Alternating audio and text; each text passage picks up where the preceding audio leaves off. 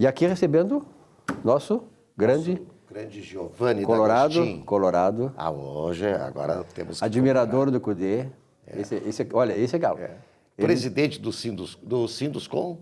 Sindiconta da Construção Civil. Sinduscom, não, mas que poderá ser, daqui a pouco. Ele tem jeito, esse cara aí tem jeito de líder, olha só. E da APROCON, né? Agora sim, acertei. É verdade. Não, ele é, aliás, dizem que o fruto não cai longe do pé, não é isso? Então, o Salésio D'Agostinho, o pai dele, sempre foi uma grande liderança, continua sendo no Brasil e no Rio Grande do Sul, sobretudo. E o Giovanni representa também esse veio assim familiar e profissional, não é mesmo? Não, é uma família realmente assim, quase que imperial, né, Silvio? Porque tem o Juliano D'Agostinho, que também é irmão do Giovanni, filho do Salésio, nos traz aqui importantes informações sobre a área trabalhista, não é? O Giovanni sobre a área tributária, no Salésio nos dá uma aula magna, enfim, né? Tem mais alguém na família na área contábil, Giovanni?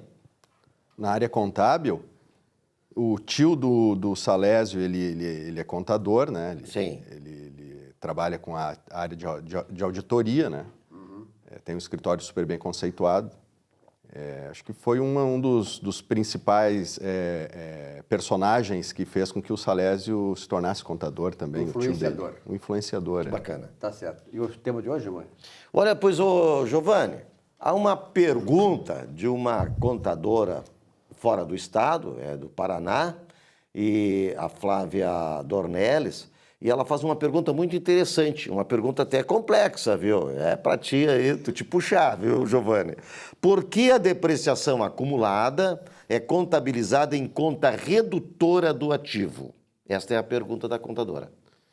Muito bem, boa semana, senhores. Um prazer estar participando desta mesa. Estamos perto aí da Estação das Flores. E nunca foi tão desejado que o tempo passe rápido, não é? Por causa dessa pandemia e de tudo que está acontecendo. Esse mês de agosto a gente está aí no 5º mês, dá para se dizer, começou em abril, né? A pandemia e parece que a situação não tem fim, né? Aqui em Porto Alegre ainda estamos na bandeira vermelha, faz muito tempo, né? Mas, enfim, vida que leve, vamos torcer aí com a graça de Deus que a gente possa sair dessa o mais ileso possível, né? Buenas, sobre a questão da Flávia Dornelles. Muito oportuna a questão, e eu trouxe aqui algumas anotações sobre o tema. Bom, o imobilizado, dá para a gente dizer que são aplicações em bens corpóreos, né? Aplicações em bens corpóreos destinados ao uso da empresa.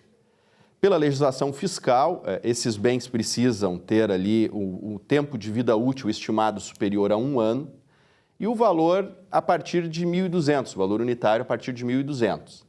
Quer dizer, por exemplo, que a aplicação na compra desta xícara, essa bonita xícara que está na mesa do Silvio Lopes, na frente do Silvio, que não está à venda. Do Silvio Lopes. Não faz de conta que está. Não, exatamente, por não estar à venda e ser de uso da organização, em tese ela poderia ser um ativo imobilizado, não é? Só que o valor dela é muito inferior a 1.200, em tese, não é?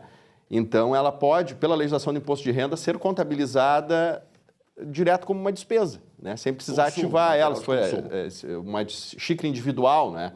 É claro que para um restaurante, por exemplo, que necessita para a consecução da atividade de várias xícaras, então tem que se somar os valores, né? E muito provavelmente, então, esse conjunto de xícaras que é necessário para o uso da empresa, né? Para a consecução da atividade fim da empresa, nesse caso ele deva ser imobilizado. Mas no nosso exemplo da xícara, então, a aquisição, o preço da aquisição dessa xícara pode ser contabilizado lá como despesa.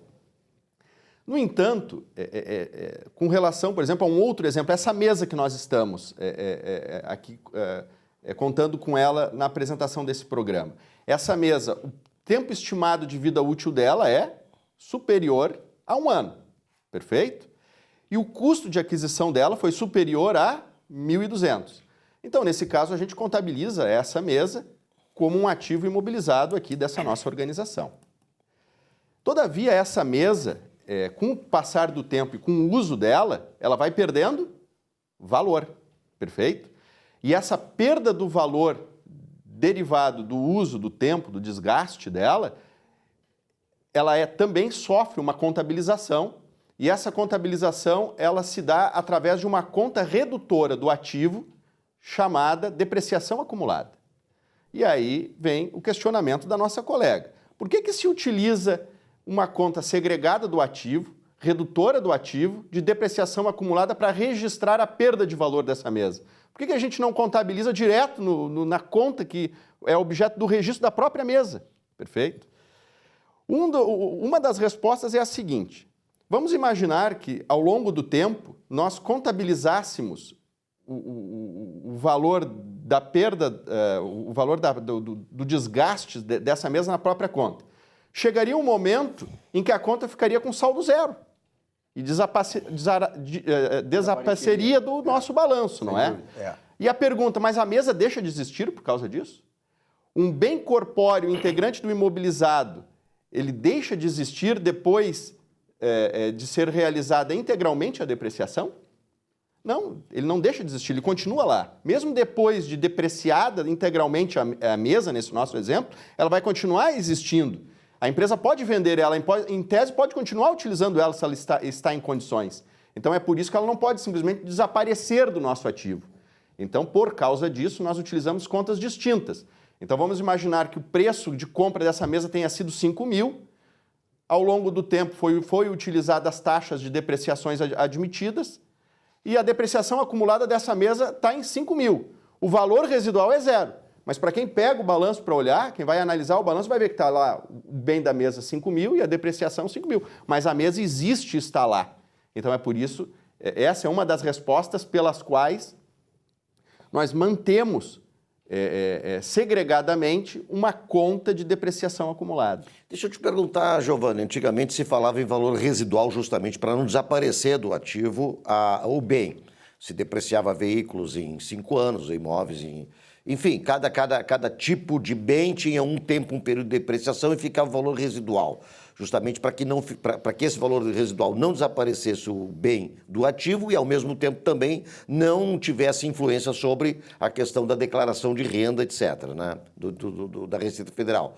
Isso é uma modificação, uma transformação, a história da conta redutora, e este valor que fica lá no bem, o valor integral, não influencia depois na questão da declaração de renda da empresa? Sim, na declaração de renda da empresa, as pessoas jurídicas elas prestam contas para o governo e elas apresentam para o governo o rol, o inventário, né, dos elementos do ativo, dos elementos do passivo, o patrimônio líquido. E no rol dos elementos do ativo tem lá o valor de compra dos bens integrantes do imobilizado e uma subconta do imobilizado credora chamada depreciação acumulada do ativo imobilizado, que também ele é segregado. Então isso também consta, inclusive... deve constar também nas notas explicativas das demonstrações financeiras, né? O detalhamento das depreciações relacionadas aos respectivos bens, não é? E uma última questão, para responder o questionamento da Flávia, o Código Civil, se os senhores tiverem interesse, lá no artigo 187, inciso 1º, estabelece que essa depreciação acumulada serve de um fundo para reposição do bem. E parece não ter muito sentido, mas tem bastante sentido esse dispositivo na medida em que, quando nós contabilizamos, quando o contador contabiliza a depreciação acumulada, o que ele faz?